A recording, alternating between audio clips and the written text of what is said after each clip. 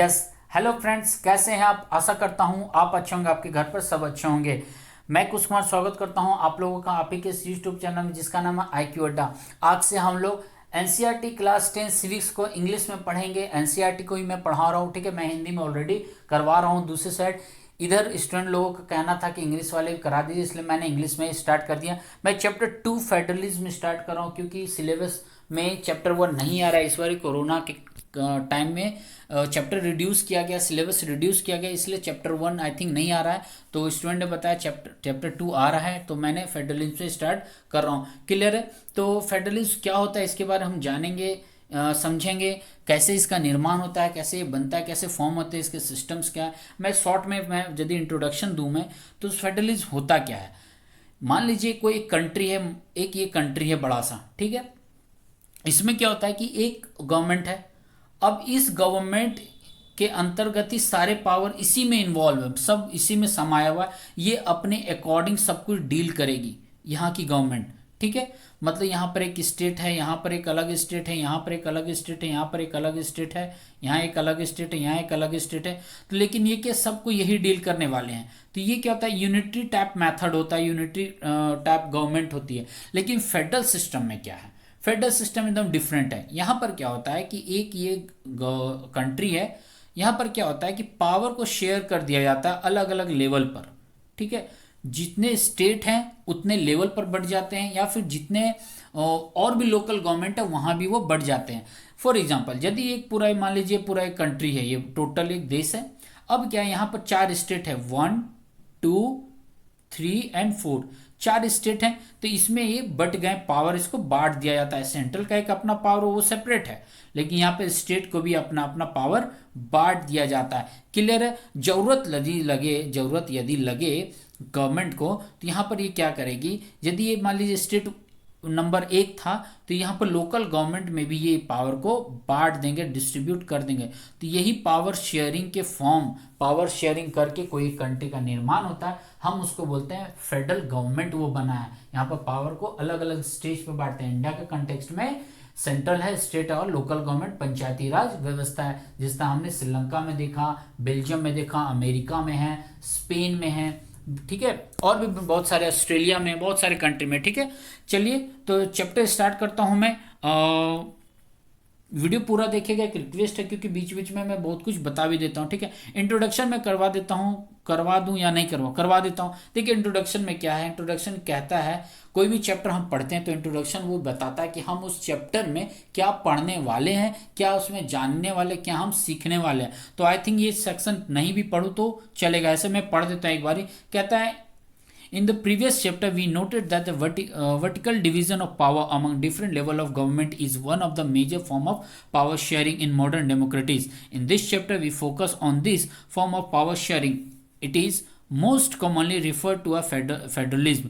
कहने का मतलब, हमने पहले वाले चैप्टर में देखा कि पावर को शेयर किया जाता है अलग अलग गवर्नमेंट के बीच में, अलग अलग लेवल पे बीच में, है ना, लेवल ऑफ गवर्नमेंट के बीच में। तो इसी टर्म को हम मॉडर्न सिस्टम में क्या कहते हैं, फेडरलिज्म कहते हैं। इसी के बारे में हम पढ़ेंगे। आगे कहता है, we begin to describing federalism in general term. हम लोग इसको आरंभ करेंगे, शुरुआत करेंगे जनरल टर्म से समझने का कि फेडरलिज्म, इसका हिंदी होता है संघवाद, संघ, ठीक है। क्या है हम इसे जानेंगे। आगे कहता है, the rest of the chapter tries to understand the theories and practice of federalism in India. बाकी आगे वाले सेक्शन में हम लोग देखेंगे, इसी चैप्टर के आगे सेक्शन में देखेंगे कि भारत में ये फेडरलिज्म कैसे है, कैसे इसकी व्यवस्था है, सिस्टम कैसा है। आगे कहता है, और discussion on the federal constitution provisions is followed and analysis of the policies and politics that has strengthened federalism in practice. Towards the end of the chapter, we turn to the local government, a new and third tier of the Indian federalism. हम लोग इसके बारे में पूरा analysis करेंगे, policies क्या आता है, उसके पॉलिटिक्स में क्या रूल हैं, ठीक है। और क्या है कि न्यू गवर्नमेंट, न्यू टायर आता है हमारे पास, हमारे देश में आता है न्यू थर्ड टायर आता है गवर्नमेंट का, वो लोकल गवर्नमेंट पंचायती राज व्यवस्था है, 1972 से लागू हुआ है, ठीक है। इसके बारे में हम जानेंगे कब से हुआ, तो 2 अक्टूबर से स्टार्ट हुआ। कहाँ से? राजस्थान में। राजस्थान में कहाँ से? नागौर के एक गांव का नाम है, वहां से स्टार्ट होता है 2 अक्टूबर गांधी जी के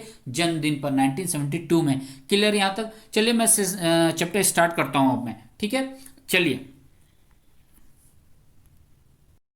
हाँ, तो चलिए मैं स्टार्ट करता हूँ आप लोगों के लिए, ठीक है। व्हाट इज़ फेडरलिज्म, सबसे पहले हम देखेंगे क्या है फेडरलिज्म, क्या उस ये बनता कैसे है। एग्जाम्पल दिया हुआ है बेल्जियम एंड श्रीलंका का, हमने चैप्टर 1 में देखा था, ठीक है। इससे पहले एक मैं बात बता देता हूँ, ये जो साइड में कंटेंट रहते हैं ना, ये इसको मैं अभी इग्नोर करूँगा। जब मैं समरी इसके करवा दूंगा उसमें इन सारे पिक्चर्स को लेकर आ जाऊंगा, ठीक है। मेन अभी मैं कंटेंट पर फोकस करूंगा, ठीक है। तो चलिए लेट्स स्टार्ट। क्या कहता है फेडरलिज्म, इसे देखता हूँ मैं, ठीक है।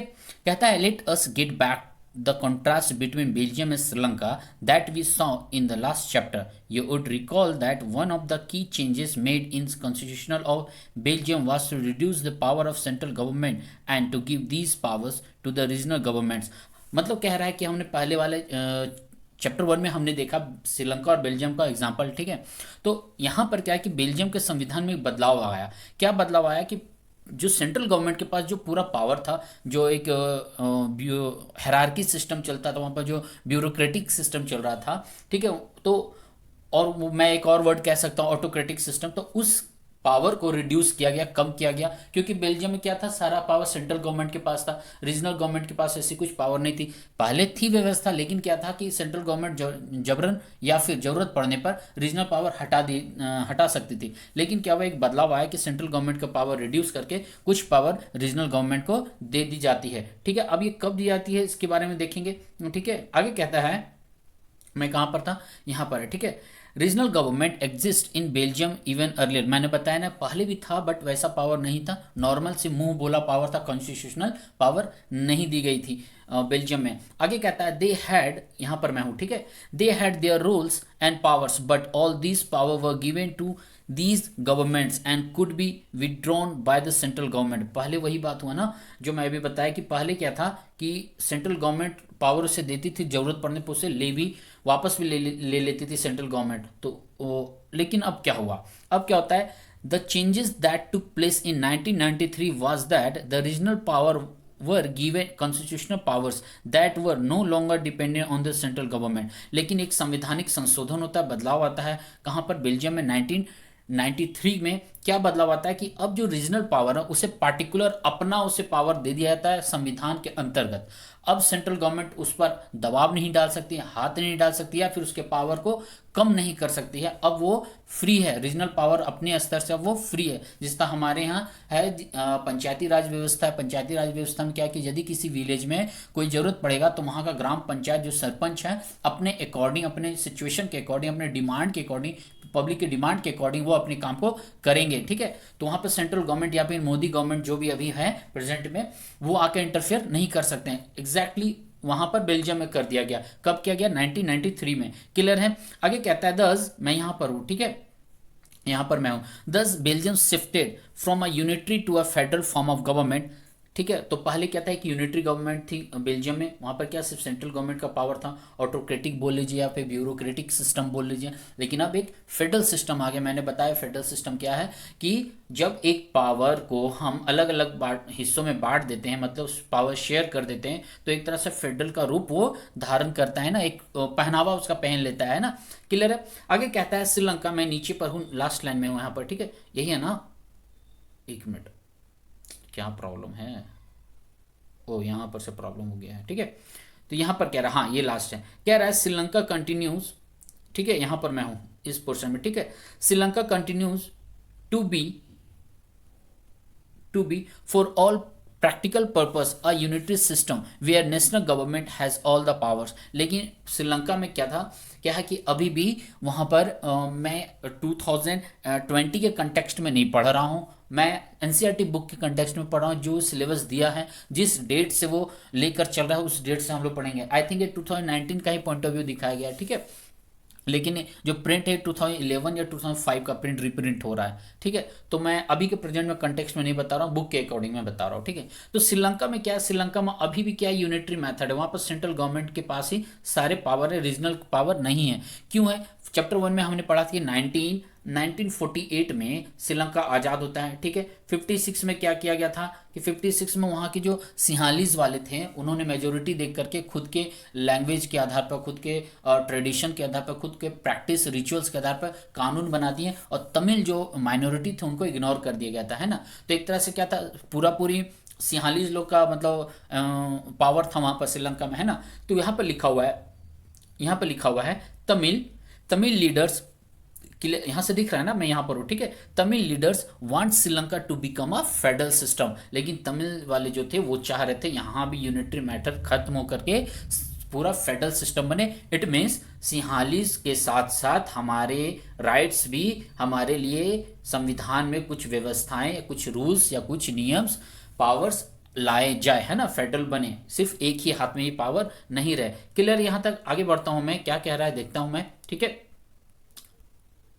ठीक है, अब देखिए मैं थोड़ा जूम कर दिया इसे। अब देखिए यहाँ पर बता रहा है, फेडरलिज्म से मैं स्टार्ट करता हूँ। क्या कह रहा है, कहता है federalism is a system of government in which the power is divided between a central authority and the various constitutional units of the country.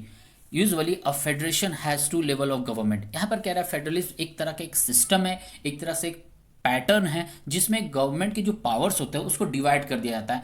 तो ये किस में डिवाइड किया जाता है, तो एक सेंट्रल अथॉरिटी या फिर सेंट्रल लेवल पर डिवाइड किया था, और दूसरा लेवल क्या होता है, एक अलग अलग प्रोविंस या फिर स्टेट लेवल पर डिवाइड कर दिया जाता है। यदि आप नहीं समझ में, मैं एग्जांपल देता हूँ। मान लीजिए एक प्लेट रखा हुआ है, एक प्लेट में क्या है, एक बड़ा बॉक्स है, ठीक है। तो एक बड़ा बॉक्स सेंट्रल गवर्नमेंट हो गया। अब क्या है, उसी प्लेट में सेम साइज के छोटे छोटे 10 बॉक्स रखे हुए हैं। अब वो छोटे छोटे जो 10 बॉक्स हैं वो क्या है, एक यूनिट बना लिए। जैसे मैं यहाँ पर एग्जांपल दूं कि मान लीजिए एक ये बड़ा बॉक्स है और ये छोटे छोटे सारे बॉक्स हैं यहाँ पर, ठीक है। अब ये क्या किए हैं, ये तो अलग अलग स्टेट हो गए, प्रोविंस हो गए। प्रोविंस का मतलब क्षेत्र होता है, प्रदेश होता है। अब एक एक अलग ये यूनिट बना लिया, ठीक है, और एक एक अपना ये यूनिट बने, तो ये दो लेवल पर बट गए ना पावर, है ना। तो वही चीज यहां पर कह रहा है, usually federation has two level of government, यहाँ दो लेवल के गवर्नमेंट में पावर को बांट दिया जाता है। तो इसी टाइप के सिस्टम को, इसी टाइप के पैटर्न्स को हम कहते हैं फेडरलिज्म कहते हैं, ठीक है। आगे कहता है वन, यहां पर सुन मैं, ठीक है, कह रहे हैं one is the government for the entire country that is usually responsible for a few subject of common national interest.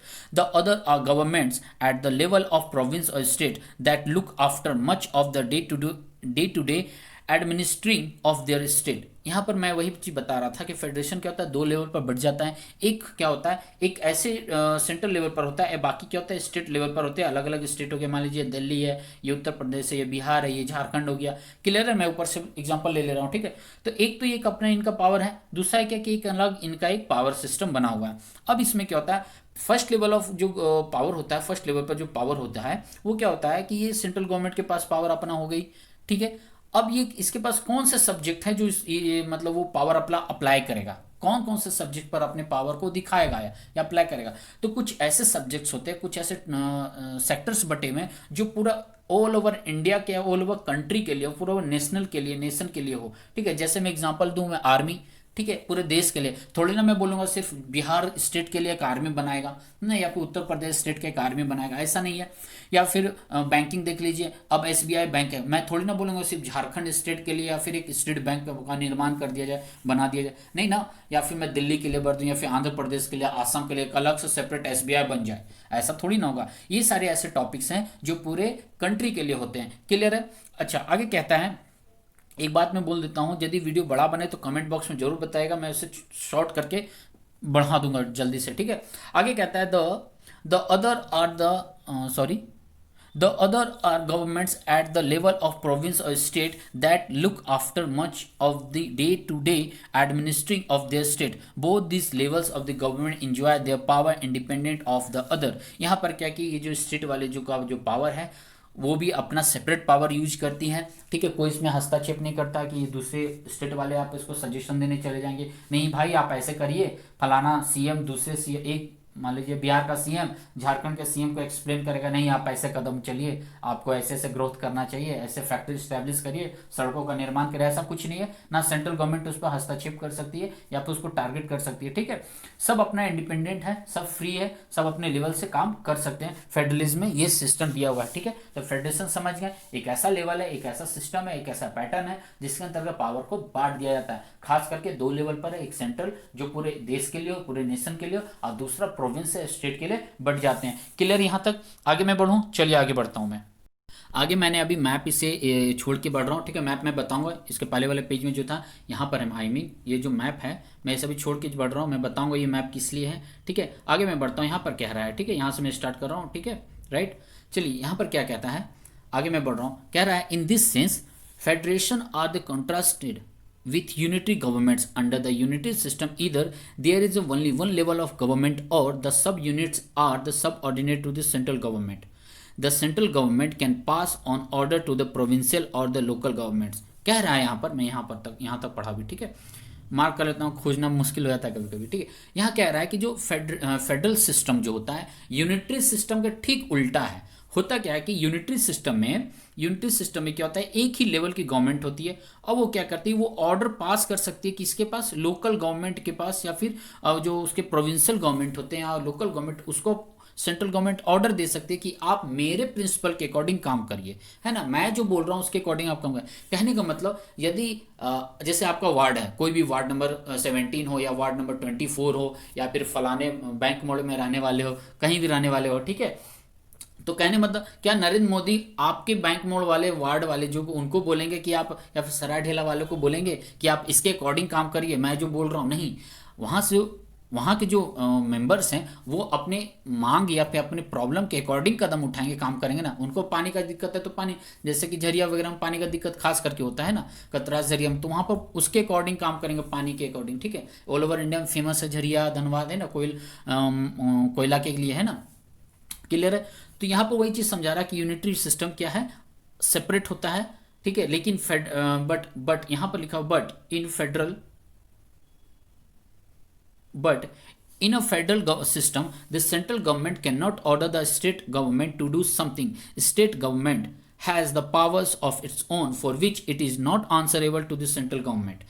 मतलब फेडरल सिस्टम में उल्टा है। फेडरल सिस्टम में क्या कि स्टेट गवर्नमेंट की अलग पावर है और सेंट्रल गवर्नमेंट का अलग पावर है। Central government, state government central government के लिए आंसरेबल नहीं है कि हम उसको जवाब दें कि मैंने ऐसे ऐसे काम किए, ऐसे ऐसे कदम उठाए। जैसे कि हर स्टेट वाले इंडिया के कॉन्टेक्स्ट में यदि मैं समझाऊं तो क्या है कि इंडिया वाले स्टेट वाले अपने अकॉर्डिंग पॉलिसीज लाते हैं और सेंट्रल गवर्नमेंट में अपने पॉलिसीज लाते हैं। क्लियर है यहाँ तक, फेडरल यूनिटरी में क्लियर है। आगे कहता है both these governments has separate answerable to the people. लेकिन यहाँ पर दोनों गवर्नमेंट अपने अपने पब्लिक के अकॉर्डिंग, एक ही पब्लिक के अकॉर्डिंग अलग अलग रिस्पॉन्सिबल। जैसे कि देखिए, यदि मैं एक नागरिक हूँ तो मैं अपने स्टेट गवर्नमेंट के लिए रूल्स को फॉलो करूंगा, लॉ एंड ऑर्डर को, लेकिन एक सेंट्रल गवर्नमेंट है उसके अकॉर्डिंग मुझे फॉलो करना पड़ेगा। जैसे नोटबंदी था, मैं नरेंद्र मोदी जी ने बोल दिया नोटबंदी है, तो क्या मैं इग्नोर कर देता? नहीं, मुझे फॉलो करना पड़ेगा। और लेकिन यदि मेरे स्टेट वाले गवर्नमेंट बोल देंगे कि आप फलानी तारीख से दोबारा लॉकडाउन हो रहा है फलाने राज्य में,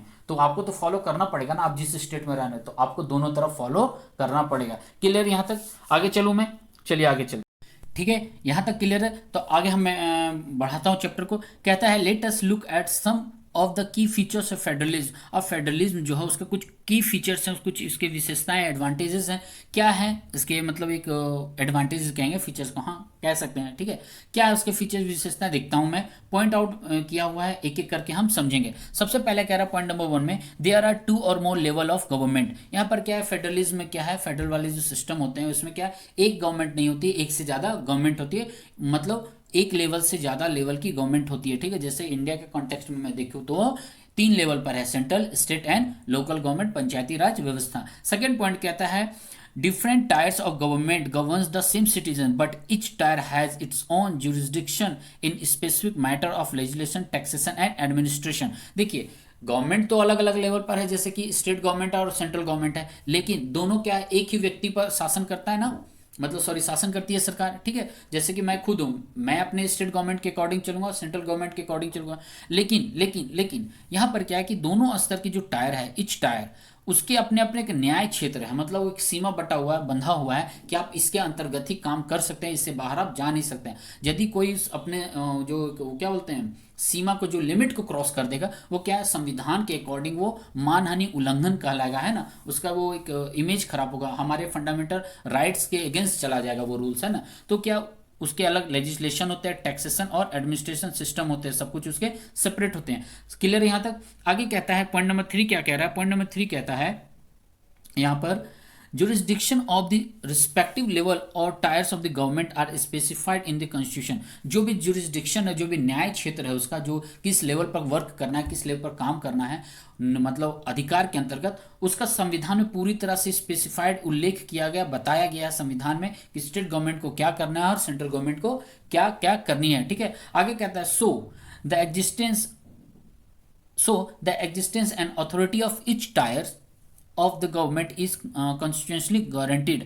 और वो जो सीमा या फिर जो लेवल के अकॉर्डिंग वो रूल्स लेकर आएंगे, लॉ एंड ऑर्डर बनाएंगे, वो क्या उसकी गारंटी हमें संविधान देता है और उसका सुरक्षा भी हमें प्रदान करता है। ये नहीं कि स्टेट गवर्नमेंट कुछ भी काम कर दे या फिर कोई भी रूल लेकर आ जाए। ठीक है, पॉइंट 4 क्या कहता है? पॉइंट 4 कहता है the fundamental provisions of the constitution can not be unilaterally change by one level of government, such changes required a contest of the both level of government. कोई भी संविधान के अंतर्गत या कॉन्स्टिट्यूशन के बेस पर यदि कोई बदलाव लाना या फिर लॉ एंड ऑर्डर चेंज करना है तो सिर्फ सेंट्रल गवर्नमेंट या फिर सिर्फ स्टेट गवर्नमेंट उसको बदल नहीं सकती, अकेले बदल नहीं सकती। इसके लिए क्या करना होगा? दोनों को मिलकर बात विचार करके, मीटिंग बैठा करके, कॉन्फ्रेंस करके इसे सॉल्यूशन करना पड़ेगा, उसको सॉल्व करना पड़ेगा। या फिर कोई भी अमेंडमेंट लाना हो तो उसे करना होगा, अकेले कोई नहीं कर सकती है। क्लियर है? आगे कहता है पॉइंट नंबर 5 क्या कहता है?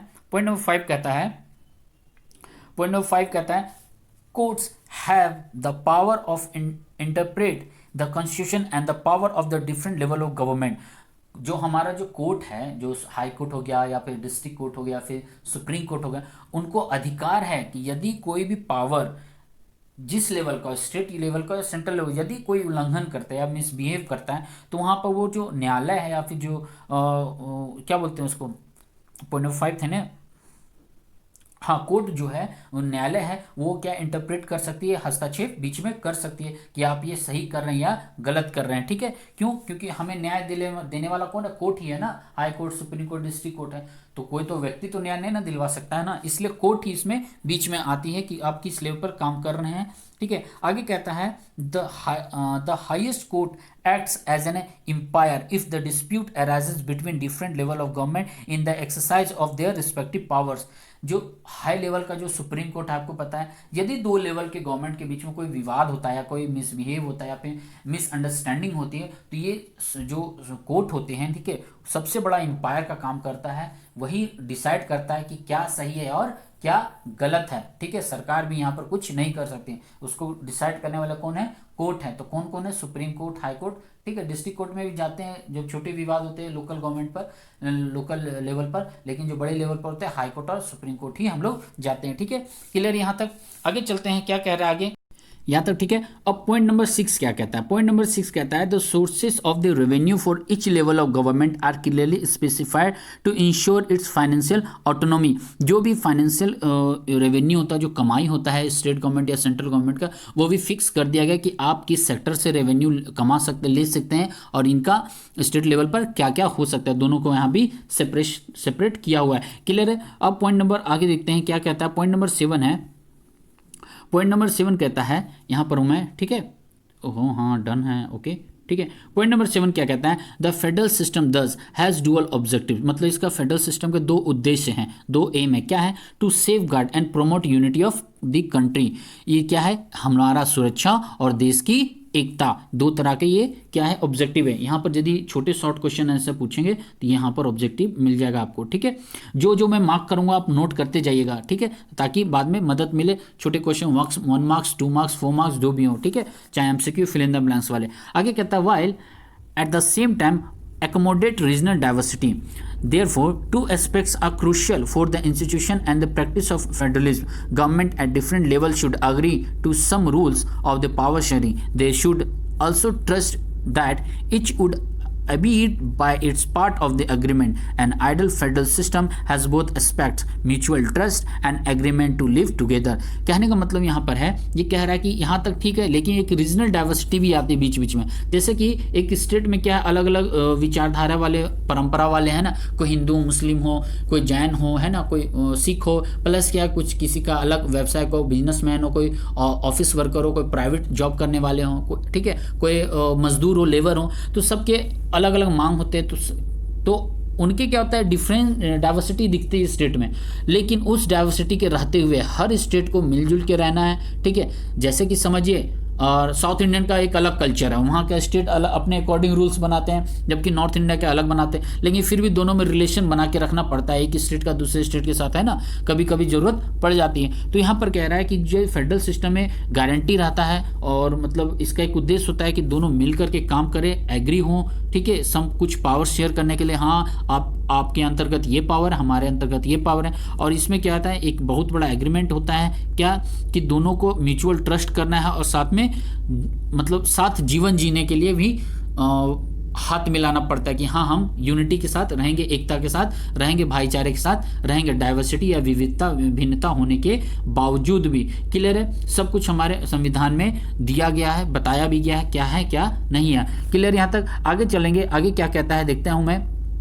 ठीक है, वीडियो पसंद है तो लाइक शेयर कमेंट जरूर करिएगा, मैं आप लोगों के लिए मेहनत कर रहा हूँ। ठीक है, चलिए मैं आगे देखता हूँ क्या कहता है। ठीक है, तो चलिए देखिए आगे क्या कहता है। कहता है the exact balance of power between the central and the state government varies from one federation to another. This balance depends on mainly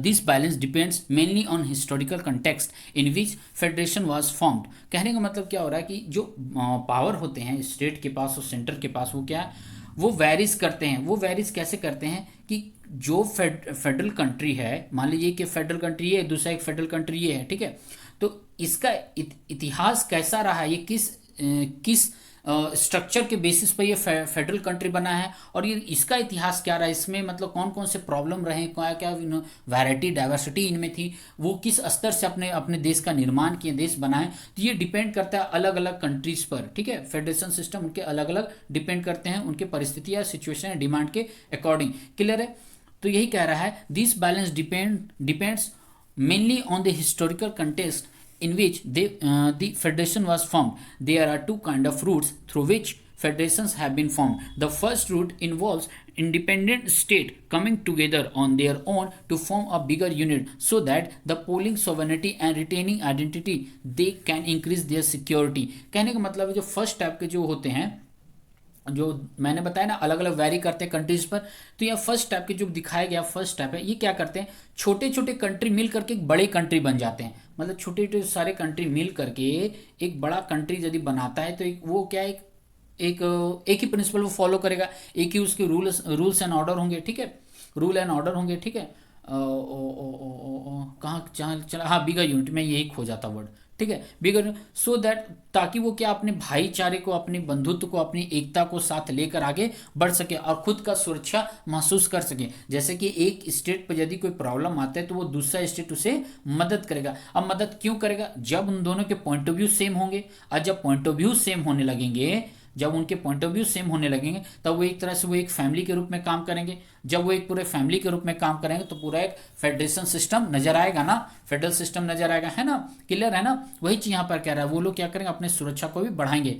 कह रहा है this type of coming together federation including USA, Switzerland, Australia, मतलब इस type की जो country है वो कौन कौन सी कंट्री है, तो अमेरिका है, स्विट्जरलैंड और ऑस्ट्रेलिया। अमेरिका में पता होगा इसे बोला जाता है यूनाइटेड स्टेट ऑफ अमेरिका। यहाँ पर क्या यूनाइट किया हुआ है, अलग अलग स्टेट को मिला करके एक अलग स्टेट बना, मैक्सिको, न्यूयॉर्क, टेक्सास सब मिल करके कंट्री बनी है। क्लियर है ना, कनाडा ऊपर में चला जाएगा नॉर्थ अमेरिका में।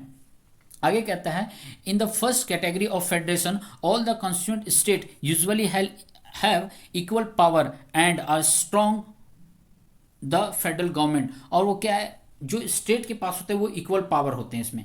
ठीक है, जैसे कि मैक्सिको के पास इक्वल पावर होंगे, या फिर न्यूयॉर्क के पास इक्वल पावर होंगे, है ना, टेक्सास के पास अलग पावर होंगे।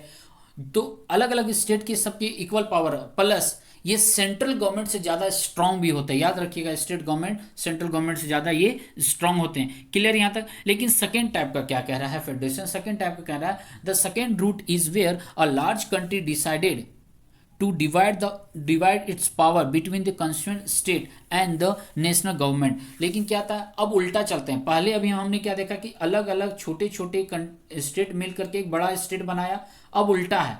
अब एक बड़ा स्टेट क्या करेगा, अपने नेसेसरी, अपने डिमांड, अपनी डाइवर्सिटी के अकॉर्डिंग अलग अलग स्टेट बन जाएंगे ये लोग। ठीक है, क्लियर है, जैसे इंडिया ही एक है। ठीक है, बात समझ रहे हैं ना। तो सेकेंड टाइप के स्टेट ऐसे ही होते हैं कि बड़ा कंट्री डिवाइड हो जाते हैं छोटे छोटे स्टेट में और अपने पावर को बांट लेते हैं। ठीक है, तो इसी में कह रहा है state national government, India, Spain, Belgium are example of this kind of holding together federation.